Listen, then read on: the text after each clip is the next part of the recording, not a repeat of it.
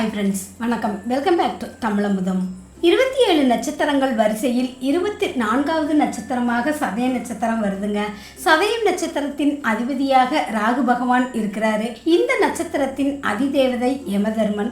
சதயம் நட்சத்திரக்காரர்களுக்கு ராகு பகவானின் ஆதிக்கம் அதிகமாக இருக்கிறதுனால உறுதியான உடலும் மனமும் கொண்டவர்களாக இருப்பாங்க.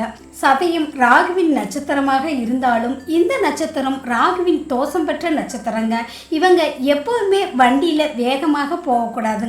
வண்டியில போகும்போது யாராவது லிஃப்ட் கேட்டா மறுக்காம ஏத்திக்கோங்க. அது உங்களுக்கு சிறந்த பரிகாரமாக இருக்குங்க. சதயம் நட்சத்திரத்தில் பிறந்தவர்கள் வாழ்வில் மிகுதியான செல்வமும் பிற நன்மைகளையும் பெறுவதற்காக செய்ய வேண்டிய பரிகாரங்கள் என்ன அப்படிங்கிறத பற்றி இன்னைக்கு பார்க்கலாங்க. சதயம் நட்சத்திரக்காரங்க வருஷத்துக்கு ஒரு முறை ஸ்ரீ காளஹஸ்தி, திருநாகேஸ்வரம், திருப்பாம்புரநாதர் கோவில் போன்ற ராகு பகவானுக்குரிய கோயில்களுக்கு சென்று ராகு பகவான் மற்றும் சிவபெருமானுக்கு அர்ச்சனை மற்றும் அபிஷேகம் செய்து வழிபடணுங்க. பெருமாள் கோயில்களில் இருக்கும் கருடாழ்வாருக்கு அபிஷேகம் செய்து வழிபடுவதும் சிறந்த பரிகாரங்க. சதயம் நட்சத்திரக்காரர்கள் பெரும்பாலும் சனிக்கிழமைகளில் எருமை மாடுகளுக்கு தீவனம் கொடுப்பது உங்களோட எல்லா தோஷங்களையும் போக்குங்க.